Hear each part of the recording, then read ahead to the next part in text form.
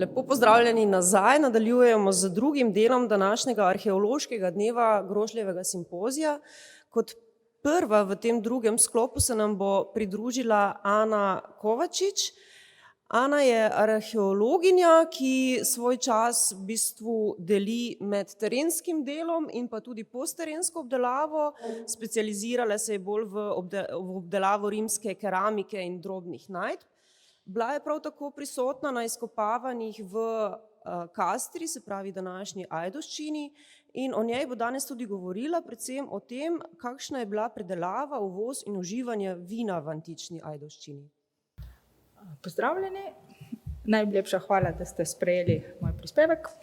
V bistvu jaz predstavljam eno celo skupino ljudi, predvsem moja dva kolega izkopovalca, to sta Maruša Urek in Luka Rozman, ki je bil vodja izkopavanj v Ajdovščini, in pa pridružuje se nam klasična arheologinja, ki je študirala tudi klasično filologijo, Kaja Štemberger-Flegar.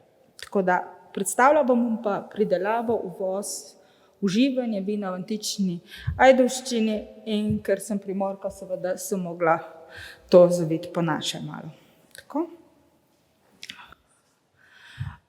Začela bom malo z zgodovino in vzgojo vinske trte. Poznamo dve vrsti vinske trte, in sicer Vitis vinifera silvestris, to je divja vinska trta, in Vitis vinifera sativa, to je vzgojena vinska trta. Seveda vzgojena vinska trta izhaja iz divje vinske trte, ki v bistvu divja trta je rasla po celem v bistvu Sredozemlju, Bližnjem vzhodu.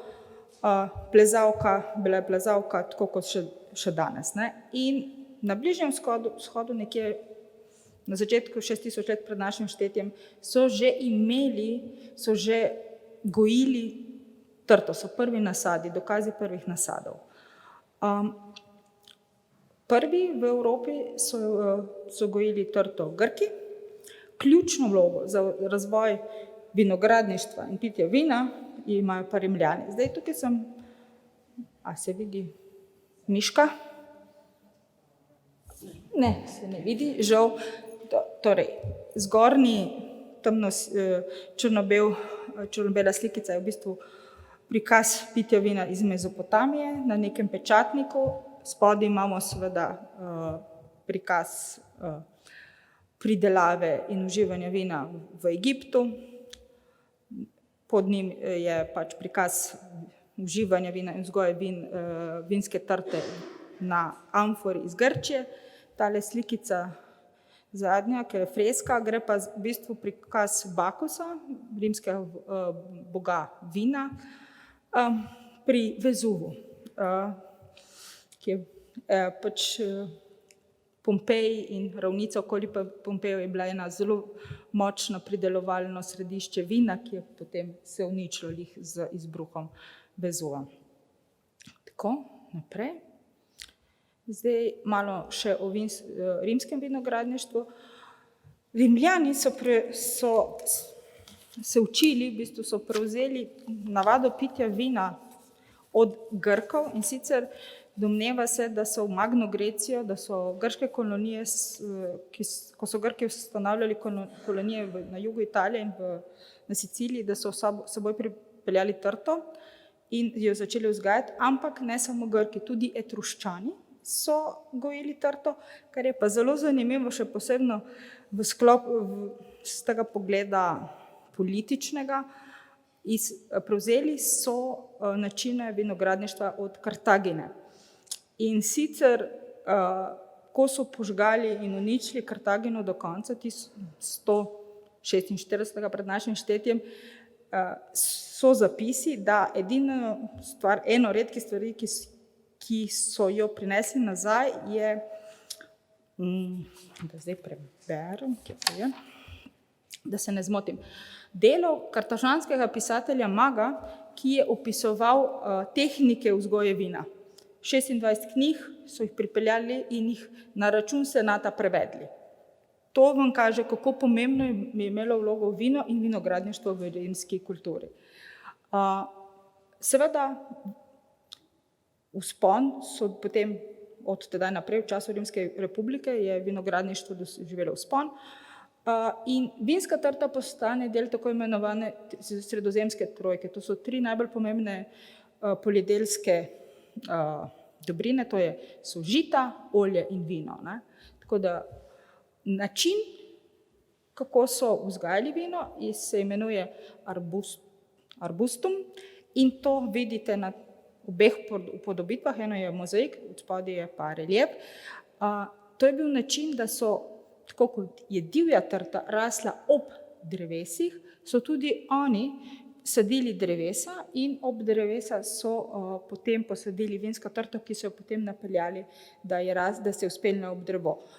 Celo pisatelji pišejo na to temo, da je treba odstraniti liste trti, zato da bo potem imela več svetlobe, da bo jo bolj rodila. Ta način je bil zelo pomemben tudi zato, ker vmesni prostor so lahko uporabili za pridelovanje drugih poljedelskih izdelkov. Ne? Tako da so povezovali eno z drugim. Je pa tudi res, ta način je bil bolj popularen na severu, na jugu, kjer so bili pa bolj grški vpliv, so bile pa navadne vinogradi, tako kot jih poznamo danes. In tudi, kar je zelo zanimivo, oni so tudi spet arbustom je bil značilen, da so sadili na vlažno nizka polja ob reke. In zakaj? To smo se že včeraj pogovarjali, ob rekah hitreje so lahko prodali to vino. Ne? To je bilo zaradi prevoza. Ne? Poznamo tako vinogradništvo, rimsko vinogradništvo kakor tukaj prikazujem, iz mozaikov, iz reliefov, iz risb, ampak so pa seveda tudi zelo pomembni so rimski pisci, tukaj je Cato, De Agricultura, Columbella, ima 12 zvezkov, De Res Rustica, 3. in 4. je posvečen vinogradništvu. Potem pa še eden je samo vinu posvečen. Tako da dejansko res tukaj se kaže, kako pomembno vlogo je imelo vino. Potem so pa še drugi pisci, Plinij starejši, Varo, pa tudi večina rimskih pesnikov je posvetila vsaj eno odo vinu. Tako da pač materijala o tem, kaj in kako aspekti, ki jih lahko govoriš o rimskem vinogradništvu in rimskem vinu, o uživanju vina, je ogromno. Ampak jaz bom šla naprej, zdaj se pa pridemo na najdišče, ki ga bom jaz predstavila. Torej, govorili bomo o ajdovščini v rimskem času. Tukaj vidite na zemljevidu, se vidi Aquilejo, ki je bilo najpomembnejše rimsko mesto za naš prostor in del Patske nižine in potem Vipavska dolina je dejansko en jeziček noter, kjer je ravnina, vse okoli so pa že hribovja. In Vipavska dolina je imela strateško vlogo zaradi tega. Po eni strani je bila to strateška vloga gospodarska, po drugi strani je pa strateška vloga, kar se tiče vojaških operacij. Ne. In tudi tukaj, kakor smo že včeraj slišali, je potekala jantarna pot. Okra, razdrto je tista točka, kjer je potekalo večina trgovine in prevoza iz Aquileje v notranjost Balkana, ne, če tako gledamo. Rimsko naselje je nastalo ob cesti Aquileja-Emona in v antičnih virih je poznana pod 2 imeni, in sicer Manzio Fluvio Frigido, in kasneje ta Manzio se je razširil, je postala velika naselbina, so del uničili in na severnem delu zgradili Mutatio Castra. Mi smo izkopavali v Castri. Castra je dejansko je v središču stare Ajdovščine. No, tako stari del Ajdovščine predstavlja Castro. Mi smo izkopavali 3 leta in tukaj bom predstavljala par rezultatov, kaj se vidi, kar se tiče pridelave, uživanja in uživanja vina. Tako. Zdaj, pridelava vina se zelo težko dokazuje, ampak prav iz Ajdovščine Izhaja nagrobnik Tarkona Briscinja. Ne bom celega napisal, ker ni toliko pomembno. Dejansko najbolj pomembno na tem nagrobniku je orodje, ki je predstavljeno od spodaj. Strokovnjaki se strinjajo, da to orodje predstavlja njegov poklic. Gre za fovč ali vejnik, falx viniotarja, in to je bil nož, ki so ga uporabljali za obrezovanje in cepljenje trte. To je specifično za to. Jaz sem šla pregledati vse železne predmete, najdene v Ajdovščini, in žal nimamo takega. Ni. Ali pa je bil premajhen del, da bi lahko rekla, da to predstavlja ta nož. Ampak to je edini primer v Sloveniji, kjer lahko povezujemo, kjer lahko rečemo, da je nekdo bil vinogradnik. Nimamo drugega primera. Zdaj, vino Punicum je tudi, bi lahko povezovali z našim prostorom. To je rdeče vino, zelo znano je, ker ga je pila Livija, ki je doživela 83 let, in Plinij starejši dejansko pripisuje njeno starost temu vinu, in to vino ne bi bilo predhodnik Refoška.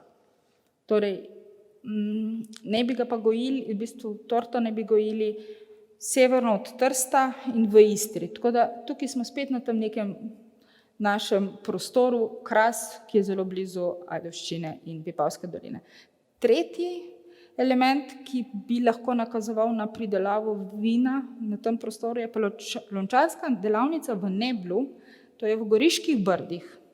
Sicer tam so bile pa najdene amfore, ki, tukaj zato je vprašaj zdraven, te amfore so male amfore Dresel 6b, to arheologi bojo vedeli in se morda ne bojo strinjali z mano, ampak ne bi jih uporabljali uradno se razlaga, ne bi jih uporabljali za prevoz ribnih omak, ampak v Goriških brdih nekako niso mogli predelovati ribjih omak, verjetno so pa imeli vinsko trto ali pa oljke, tako da to so dve možnosti. Tako. To je pridelava vina. Zdaj pa poraba in uživanje vina se pa dosti bolj pokaže. In sicer imamo amfore in imamo pivsko posodje. Tukaj imate par slikic, da vidite, to smo že cel čas govorili, ta trgovina, prevoz. Amfore so bile specifično delane za prevoz z ladjami. In Aquileja je zelo blizu, v bistvu glavno pristanišče v Jadranu. Tako da do Aquileje je to šlo, pač z ladjo, na ladjah je prišlo vino v amforah, do Aquileje, kakor sem prej rekla, bila je ravnica od Aquileje še do Ajdovščine. No, ko prideš v Ajdovščino, v Castro, so pa okoli hribi. Cesta čez Hrušico, mislim, da ni primerna za težek tovor, še zdaj. Tako da tukaj sta čez Hrušico so naredili Rimljani cesto. Stara pot gre čez Razdrto, tako da lahko, da so čez Razdrto še vedno tovorili. Je pa tudi res, tukaj na tem spodnjemu se pa kažejo, imate pa predstavljene so amfore, potem so pletenke, v katerih domnevamo, da je steklo noter, in pa sodi. To so še načini prevoza, s katerimi so lahko transportirali vino. Pivsko posodje, tukaj je ena lepa freska iz seveda Pompejev, ker je predstavljeno, razstavljeno, verjetno srebrno pivsko posodje, ki ga mi sicer ne najdemo, ampak oblike pivskega posodja iz keramike in stekla so pa posnemale oblike posodja iz kovine. Tako, to je to. Zdaj pa naprej, amfore. Našli smo čez 5000 odlomkov amfor, tukaj imate razdeljeno, odkot so prihajale. Največ imamo odlomkov amfor iz Italije in jadranskega prostora in pa severne Afrike, malo manj pa iz vzhodnega Sredozemlja. Ta dva odlomka, ki jih vidite tukaj, Zgoraj je amfora za vino Dresel 2-4, spodaj je pa verjetno dno amfore tudi za vino iz afriške proizvodnje, Dresel 30, sta najlepša odlomka, ki jih imamo. To so najlepši kosi amfor, ki jih imamo, tako da od tukaj naprej jaz vam ne bom kazala naših kosov, ampak bom pokazala idealne verzije amfor, ki smo jih imeli. In tukaj kažem število odlomkov, ki smo jih poznali amfor za vse. Je pa zanimivo, da je delež amfor, ki predstavlja amfor za vino, zelo malo. Zakaj je taka situacija? Je bilo več razlogov. Eden glavnih razlogov je, da amfore za vino so lahko preuporabljali. Lahko so jih oprali in jih poslali nazaj. V okolici Pompejev je bila najdena Vila Rustica, kjer se je prav to dogajalo, pač zasuta s pepelom, in so našli amfore več postaj, kjer so čistili amfore za vino. Pač čisto enostavno, tukaj so jih oprali, zunaj, znotraj, sušili in tako naprej. Tako da amfore za vino so lahko preuporabljali. Zakaj je to pomembno? Poznamo amfore za vino, amfore za olje, amfore za ribje omake in amfore za žito, ki se med sabo tipološko razlikujejo. Amfore za olje in amfore za ribje omake niso mogli preuporabiti. Samo za žito pa za vino so lahko, ne? Morda še za sadje. Medtem ko olje se je zažrlo v stene, ribje omake pa tudi vemo, pač, da ne moreš preuporabiti, pač ni. Tako da zato mislim, da je ta količina majhna, odstotek amfor majhen. Zdaj pa gremo naprej, bom pa predstavila, katere so, kateri tipi. Amfore italske in jadranske proizvodnje, teh je, kakor sem rekla, največ. Imamo Dresel 2-4, to je prva amfora, potem imamo amfore Forum Populi, ki so jih izdelovali na vzhodni obali Italije. Te so amfore z ravnim dnom in male amfore Dresel 6B, kot sem že prej rekla, ne vemo točno, zakaj so jih uporabljali. Zdaj, amfore Dresel 2-4 so najbolj tipična amfora, ki obstaja za prevoz vina. Začeli so jih izdelovati v Italiji in potem je šel ta tip z italijanskim vinom po celem Sredozemlju, tako da sedaj poznamo proizvodnjo amfor Dresel 2-4 iz Italije, Španije, Afrike, vzhodnega Sredozemlja. To je glavna oblika amfor za vino iz 1. in 2. stoletja. Tako, naprej, amfore vzhodne proizvodnje, teh je bilo manj, ampak jih imamo pa kar nekaj in tudi je zelo cenjeno vino tukaj. Poznorodoške amfore, to so te z rožički, Agora 65-66, to je tale majhna na sredini, to je zelo znana, to so sljudesti vrči, je zelo lepa, ko najdeš to, si zelo vesel, ker jo hitro prepoznaš. In potem pozno Late Roman 3, to so ta zadnja visoka amfora. Teh imamo zelo malo, je pa zelo zanimivo, ker te so zelo pozne. In seveda vzhodne Dresel 2-4. Nisem niti dala, ker so pač vedno enake, nima smisla. Potem pa amfore afriške proizvodnje. No, tukaj se pa stvari malo zapletejo, ker do prednedavnega nismo vedeli, kaj na naš prostor so od 3. stoletja afriške amfore prihajale zelo kar močno, ker dejansko bila Severna Afrika žitnica in glavno kmetijsko proizvodnje za cel imperij, ampak nismo pa vedeli, kaj je bilo v amforah. Pač ni se vedela vsebina. Tako kot prej, kot sem razlagala za italske amfore, mi točno vemo, kaj je bilo tam, ker so žigi in napisi tudi na amforah, tukaj pa se ni vedelo in šele zdaj z analizami osten se je začelo to določevati in sicer prepoznali smo Dresel 30, Ki 25 ali Africana 3, ta je delana v 3 različnih verzijah in samo 2 sta bile za vino, ta tretja je bila za olje in pa Malis Pateon, to je čisto zadnja, je bila tudi za vino. Tako da to, kar se tiče amfor, ki smo jih prepoznali. Tako da imamo amfore iz celega Sredozemlja, to je zelo tipična situacija za obmorska mesta tega časa in obdobja. Tako da tukaj ni nič kaj posebnega. Potem pa gremo na pivsko posodje, ki ga lahko povezujemo z pitjem. Imamo pa kovinsko, stekleno, keramično. Tukaj imate malo, da si predstavljate, kako so Rimljani uporabljali posodje. Prej sem pokazala lepo je bila miza z kovinskim, tukaj imate kantaros, steklen kantaros z neko tekočino, potem tale skelet, ki ima v roki, ne vem, če se dobro vidi, ampak v roki ima skodelico in pije in zdraven je amfora, tako da pač uživa in pi.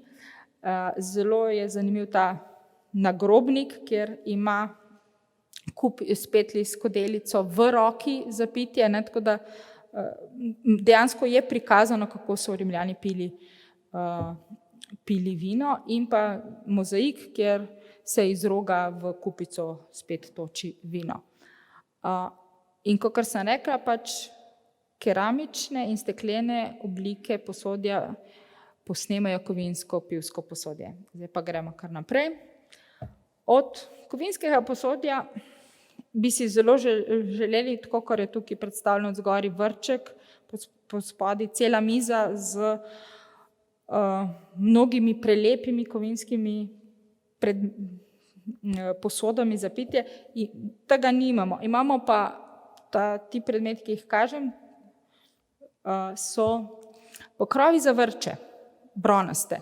Tako da morda imamo med bronastimi predmeti še kakšne robove, ampak jih ne moremo prepoznati. Medtem ko so ti pokrovi za vrče zelo tipični, tukaj sta 2, imamo jih pa 5 ali 6, pač za en kos nisem prepričana. Tako da kar je kar precej. Potem najbolj zanimiva situacija je pri steklu. Glede na obseg izkopavanj imamo ogromno stekla. Jaz sem računala, da je med 400 in 450 posod. Najstarejše še steklo, ki ga lahko datiramo, so skodelice z rebri, ki so datirane v sredino 1. stoletja in naprej. Najmlajše so pa dejansko lahko datiramo v 4. in 5. stoletje, to so te čaše s klekastim ustjem. Imamo veliko število, predvsem je veliko število steklenic, in tukaj na mozaiku od spodaj vidite, kako so bile steklenice, v bistvu, da ni bilo tako kot danes, da je bila samo steklenica, ampak so jih dejansko opletli, in je velika, moja domneva je, da so pretakali, da je bilo tukaj postaje, kjer so pretakali vino iz amfor morda v steklenice in potem so šle steklenice naprej, in to, kar mi vidimo, ta velika količina steklenih, v bistvu steklenic, ki smo jih našli, bi morda govorilo, da so to steklenice, ki so se razbile in so tukaj ostale. Tako da odzgori imate ustje steklenice, ročaj, pa potem dna so zanimiva, ker imajo v bistvu ne lončarske znake izdelovalcev od spodaj, in potem lahko pogledaš, kje so jih izdelovali. Tale zeleno dno od spodaj je pa del vrča, poznantičnega vrča. Čaše, predvsem, kakor sem prej rekla, je zelo dosti čaš s klekom, teh je res ogromno, ki so okrašene, neokrašene, kar je pa zanimivo. Precej je tudi čaš gubank, ki so značilne za 2. stoletje. Skodelic je manj, ali pa jih nisem jaz prepoznala. Tukaj nimam predstavljena, ampak dejansko ta kozarc, ki je zdraven na mozaiku, imamo ta dna, imamo tudi tukaj na najdišču najdena. Samo jaz nisem potem našla primerne slike. Tako. Zdaj pa še keramično gradivo, ki ga lahko povežemo s pitjem vina. Imamo najbolj tipično je keramika tankih sten iz sredine do druge polovice 1. stoletja in pa precej sigilatnega posodja. Jaz se tukaj nisem preveč posvečala temu, keramičnemu gradivu, ker je zelo težko reči, ali dejansko, za keramiko tankih sten sem skoraj 100%, da dejansko je bilo to posodje za pitje vina, medtem ko pri sigilatnem posodju je to dosti težje, ne? Ker ne poznamo toliko namen, kakšen je bil. Ne? Tako da to so glavne oblike posodja, ki ga imamo, ki ga lahko povežemo z uporabo in uživanjem vina v Ajdovščini. Bi pa zaključila še s temle delom verjetno nagrobnika, ki predstavlja Kantaros in pa z katere v bistvu z vinsko trto, ki je bil najden v zasutju v utrditvi za cesto, poznoantično cesto, tako da gre za del nekega starejšega nagrobnika. Najlepša hvala.